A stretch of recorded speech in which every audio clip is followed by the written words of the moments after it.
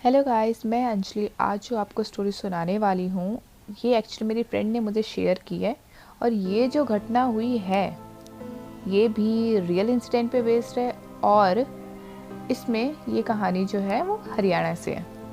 तो जो मेरी फ्रेंड है उसकी कज़न वो हरियाणा में रहती थी अपनी फैमिली के साथ। मतलब उनकी पूरी जॉइंट फैमिली थी जिसमें उसके पापा थे, मम्मी था, उसका छोटा भाई था और उसके बड़े पापा, उनकी वाइफ और उनके 2 बच्चे। ये सब एक मतलब पूरे घर में रहा करते थे। जॉइंट फैमिली थी इनकी, तो काफ़ी बड़ी फैमिली थी।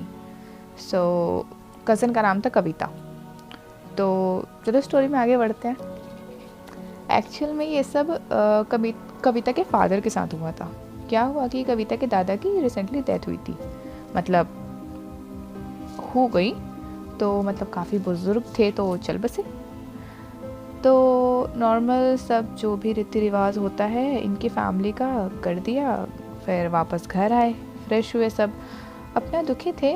मतलब सब बच्चे, दादा लुढ़क गए इसलिए दुखी थे और बड़े इसलिए क्योंकि उनके फादर गुजर गए इसलिए। तो ऐसे ही नॉर्मल कुछ दिन निकले।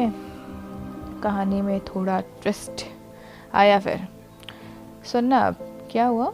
कविता के पापा एक रात अचानक उठ के बैठ गए। साइड में उनकी वाइफ सो रही थी, तो वो सो ही रही थी, ये उठ के बैठ गए। रात के 2 बज रहे थे, टाइम देखा तो मतलब बहुत बेचैनी हो रही थी उन्हें। फिर उनको थोड़ी देर बाद वॉमिटिंग सी फीलिंग आने लग गई, तो उनसे रहा नहीं गया तो वो गए। वॉमिट के साथ कुछ काला काला निकला उनके। जब उन्होंने किया तो कुछ समझ नहीं आ रहा था उन्हें, थोड़ा टेंशन थी कि ये सब क्या हो रहा है। लेकिन फिर ये सोच के कि मे बी शायद इतने दिनों से वो टेंशन में है, उनके फादर अभी चले गए हैं इस वजह से, तो उन्होंने इस बात को इग्नोर कर दिया। इवन सुबह उठे तो भी उन्होंने किसी को कुछ नहीं बोला। फिर अगले जाके नॉर्मल अपना सो गए। फिर अगले दिन सुबह उठे, फिर वही सारा रूटीन, पूरा दिन शांति से गया अपना नॉर्मल। फिर रात में सोए, फिर नींद टूट गई उनकी। टाइम देखा 2 ही बज रहे थे इस बार भी। फिर अचानक क्या हुआ, वो अपने ही बेड पर खड़े हो गए और खड़े होकर बेड के ऊपर ही चले जा रहे हैं। तो इसे डिस्टर्बेंस की वजह से उनकी वाइफ जो थी उनकी नींद टूट गई। वो उठी और पूछने लगी क्या हुआ, ऐसे बेड पे क्यों चल रहे हो। तो वो कुछ नहीं बोले उनको, ठीक है। वो अपना चले जा रहे हैं बेड के ऊपर, ये नहीं नीचे उतर जाए घूमे इधर उधर, नहीं, बेड पे ही चले जा रहे हैं। तो उनकी वाइफ जो थी वो बेड से उतर गई, नीचे खड़ी हो गई। एंड फिर पूछा कि क्या बच्चे की तरह बेड पे चले जा रहे हो। फिर उन्होंने गुस्से में बोला, उनकी तरफ घूमा एकदम, मतलब एकदम पलटे अपनी वाइफ की तरफ और एकदम गुस्से में बोले, पल्लू कहाँ है तुम्हारा। उनकी वाइफ शॉक्ड, ये क्या मतलब है रात के टाइम पे पल्लू कहाँ है पूछ रहे हैं। तो फिर उनकी वाइफ ने बोला कि ये कोई टाइम है इस तरह की बातें करने का, और बेड पे क्यों खड़े आप। तो फिर उन्होंने कुछ बोला नहीं, बेड से नीचे उतरे और जाके नॉर्मल सो गए, लाइक कुछ हुआ ही नहीं। उनकी वाइफ को थोड़ा अजीब लगा, लेकिन फिर मतलब किसी तरह से उन्होंने उसको आवाज़ लगाई, अपने हस्बैंड को आवाज़ लगाई, तो वो नहीं उठे। फिर उन्होंने फील करा कि वो जो है वो सो चुके एकदम नींद में। वो थोड़ा अजीब तो लगा, लेकिन फिर उन्होंने सोचा कि मतलब इग्नोर कर दिया एक तरह से। अगले दिन सुबह उठे तो उनके मन में थी ये बात, लेकिन फिर उन्होंने उनसे डिस्कस नहीं किया इस बारे में कुछ भी, नॉर्मल सब कुछ वैसे। फिर नेक्स्ट डे नॉर्मल निकला। फिर रात को क्या हुआ कि इनकी नींद टूटी, फिर से कविता के फादर की नींद टूटी। टाइम देखा 2 बजे। इनको कुछ अजीब सा फील हो रहा था, तो गए, खिड़की खोली और जाके खिड़की के पास खड़े हो गए। इनकी जो पोजीशन थी खड़े होने की वो एक्चुअली एक ओल्ड मैन की तरह थी। सो ये ऐसे झुक के खड़े हो रखे थे एकदम, मतलब ऐसे पीठ ऐसे निकाल के एकदम झुक के खड़े हो रखे थे और खिड़की से बाहर देखे जा रहे थे। और इन्होंने मतलब इनर पहना हुआ था, सब सर्दी का मौसम था पूरा, तो ऑब्वियसली सब रूम वगैरह बंद कर ही सोते हैं सर्दी के मौसम में। तो इन्होंने खिड़की खोल दी, वहाँ से ठंडी हवा आई।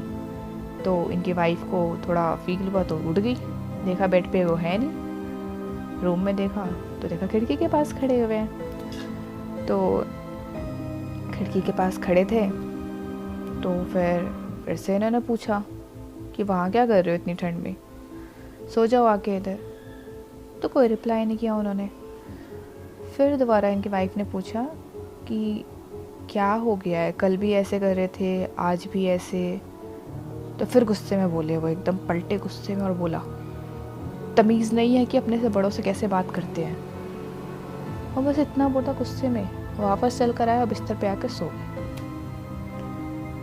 अब तो उनके वाइफ को इतनी अजीब लगा कि अब तो सोच ली कि अब तो बात करना ही है बस। तो वो भी मतलब इतना कुछ बोली नहीं और ठीक उनके बगल में किसी तरह से जाके सो गई। देखा जबकि वो एकदम नींद से सो चुके तब ये भी सो गई।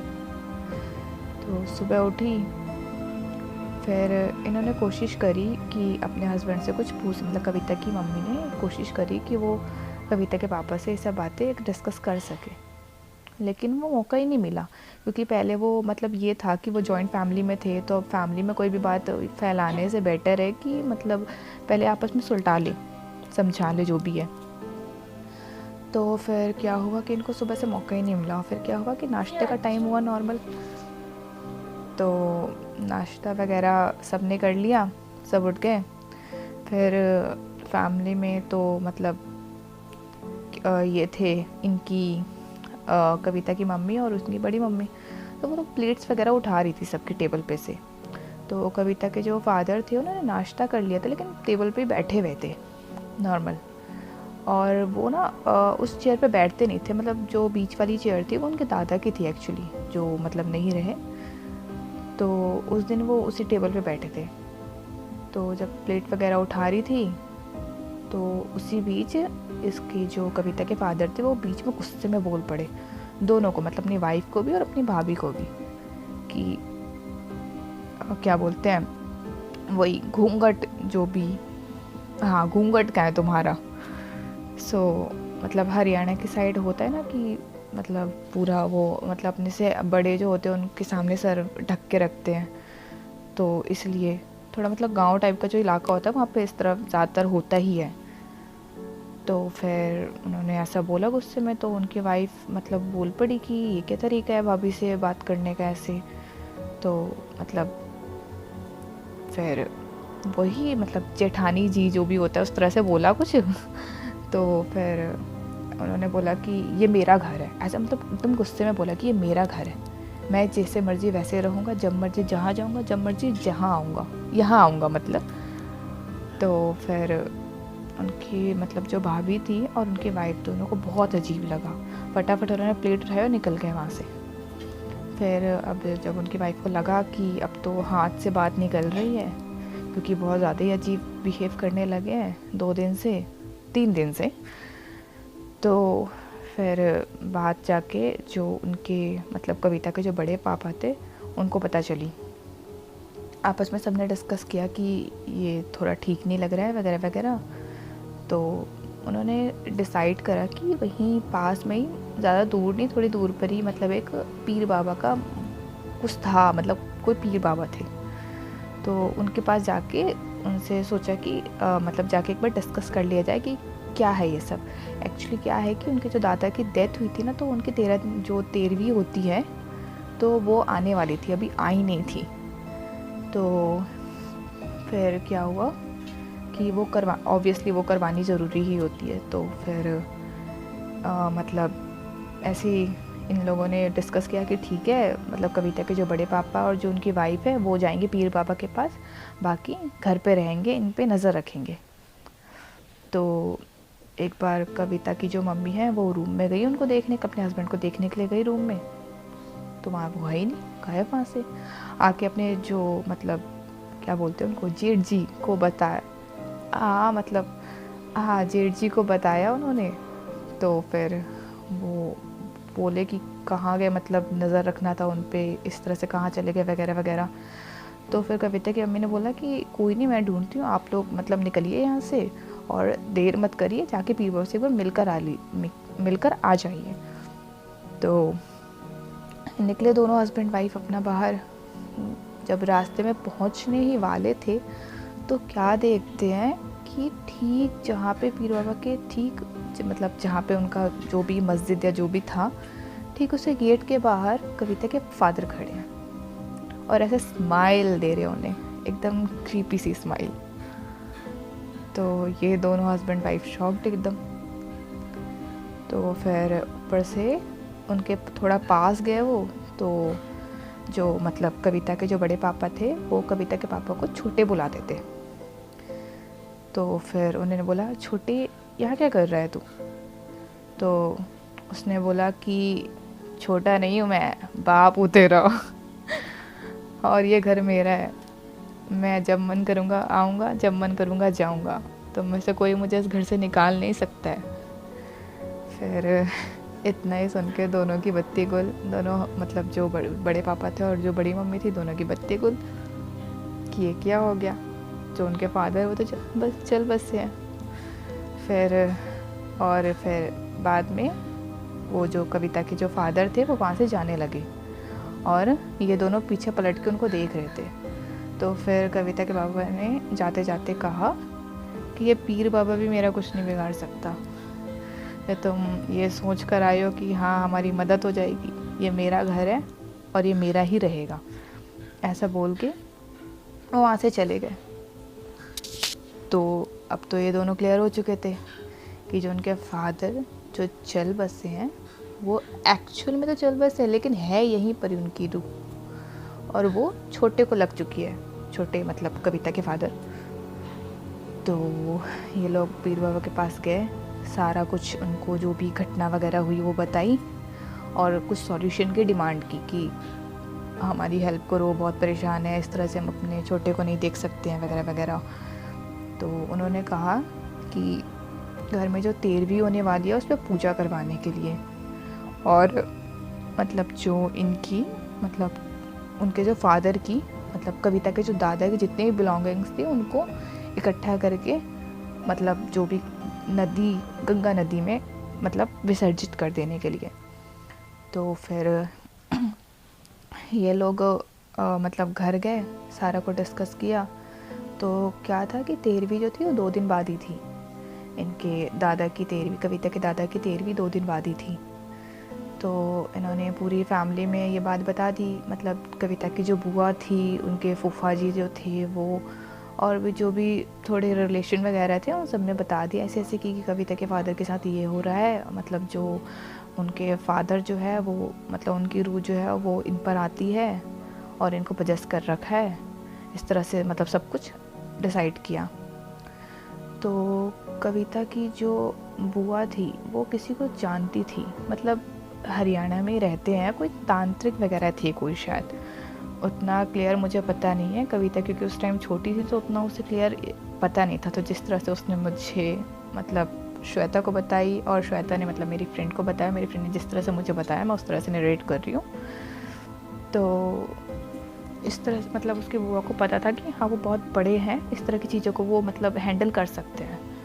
तो वो लोग घर आए, उन्होंने कहा कि ये सब चीज़ें ना घर के अंदर डिस्कस नहीं करने के लिए, क्योंकि जैसे कि ये चीज़ें कि पीर बाबा के पास भी जाना है, ये चीज़ भी उनके सामने डिस्कस तो हुई नहीं थी, लेकिन उनको पता चल गया था पहले।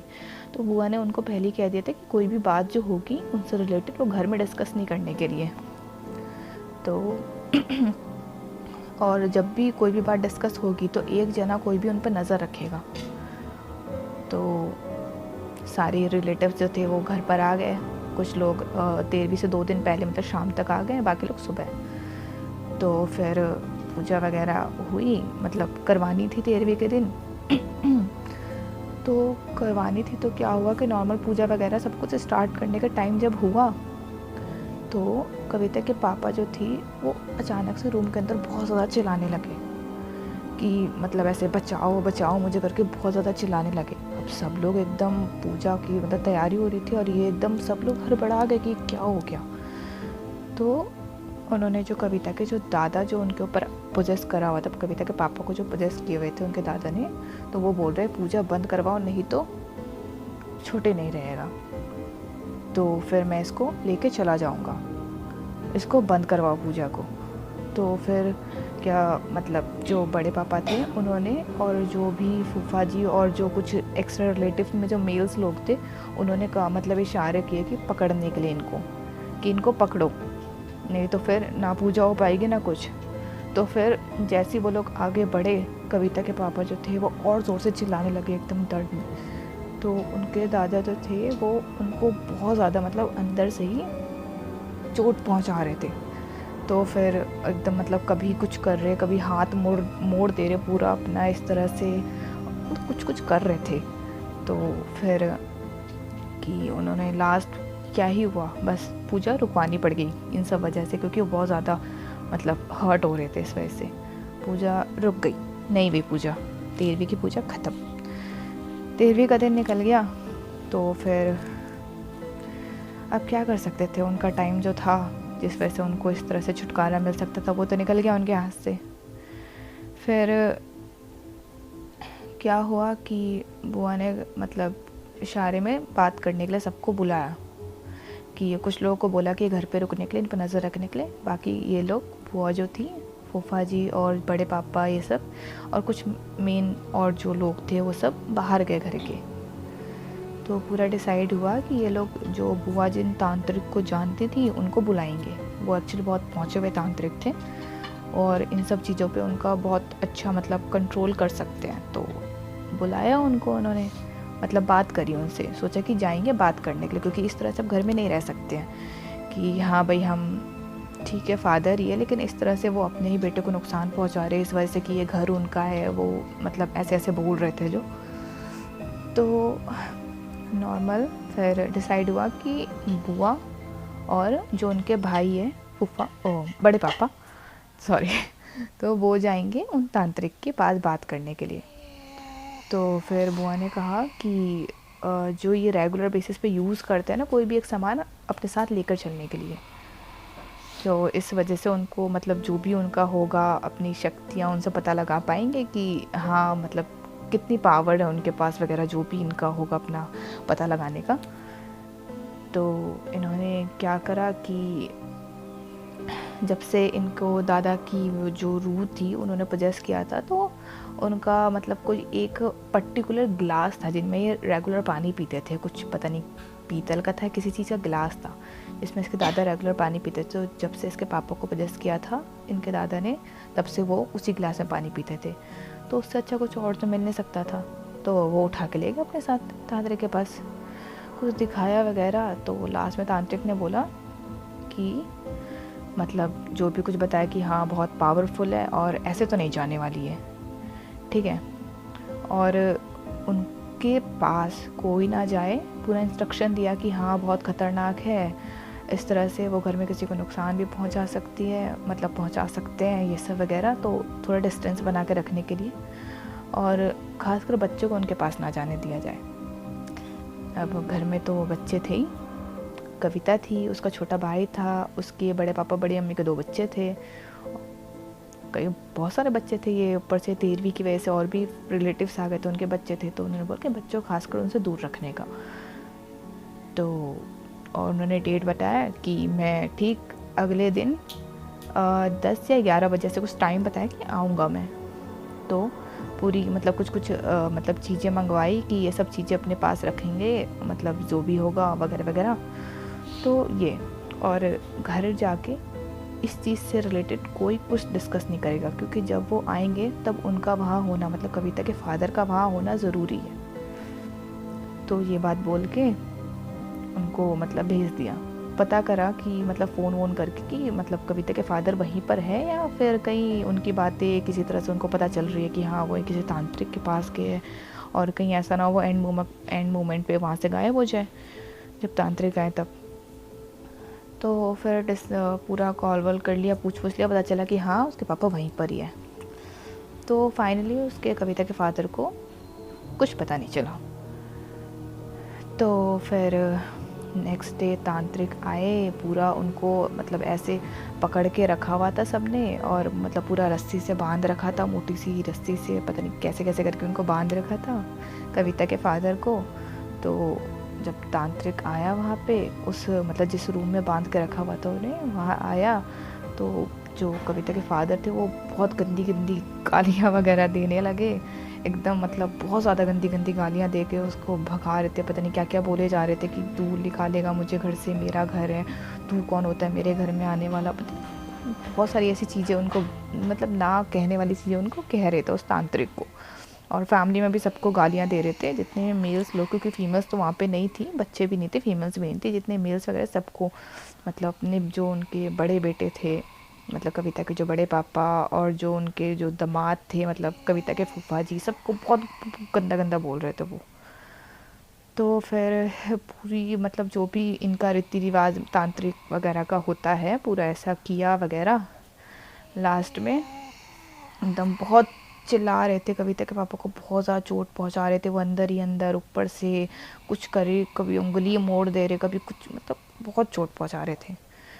फिर लास्ट में पूरा एकदम जो भी ये मतलब क्या बोलते हैं, जो भी ये होता है उनका अपना, तो ये सब ख़त्म हुआ, पूजा पाठ जो भी था ख़त्म हुआ। और फिर उन्होंने जो उनके दादा की जो आत्मा जिन्होंने पोजेस कर रखी थी कविता के फादर को, तो फाइनली वो उससे रिलीज़ हो गए। और रिलीज़ होते सीधा बेड पे, मतलब ऐसे तो मतलब बेड पे ही लेटे हुए थे, पूरा बांध रखा था उनको, हाथ पैर सब बांध रखे थे उनके। तो फिर ऐसे एकदम मतलब लाइक कुछ है ही नहीं उनकी बॉडी में, एकदम हल्का सा ऐसा हो गया। तो तांत्रिक ने बोला कि रस्सी वगैरह खोल देने के लिए, अब वो फ्री है वगैरह वगैरह।